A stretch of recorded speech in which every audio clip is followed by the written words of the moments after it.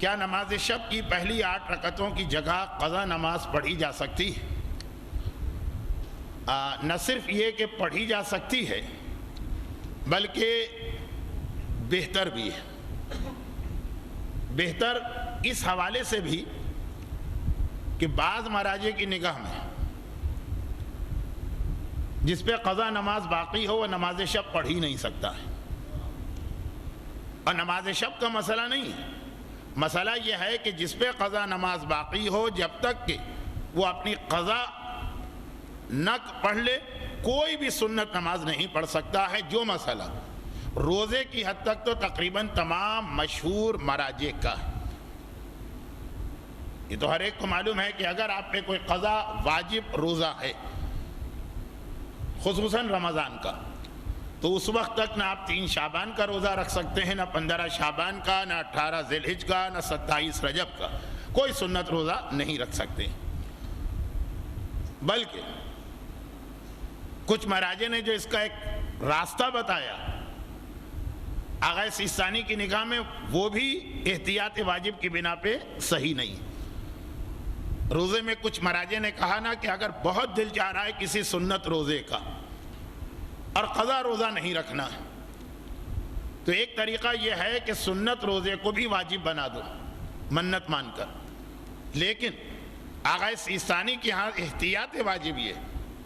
کہ جب تک قضا روزے باقی ہیں ایسے منت بھی نہیں مانی جا سکتی۔ خیر بہت لمبی بات ہو رہی، تو خلاصہ یہ کہ روزے کی حد تک تو طے شدہ مسئلہ ہے، گرچہ اس میں جو اصول ہے اس سے روزے کا مسئلہ بھی حل ہوتا ہے اور نماز کا بھی۔ اصول یہ کہ سنت روزے کا دل اگر چاہ رہا تو سنت روزہ کیا چیز ہے؟ اصل تو تاریخ کی اہمیت ہے نا، 18 ذی الحجہ کی بڑی اہمیت، اگر اس دن قضا روزہ رکھو گے تو سنت کا بھی ثواب مل جائے گا اور قضا کا بھی، تو ضرورت ہی نہیں ہے اس زحمت میں پڑھنے کی کہ جی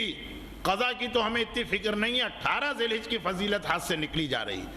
وہ 18 ذی الحجہ کی فضیلت قضا روزے سے بھی اتنی ہی ملے گی جتنی سنت روزے سے۔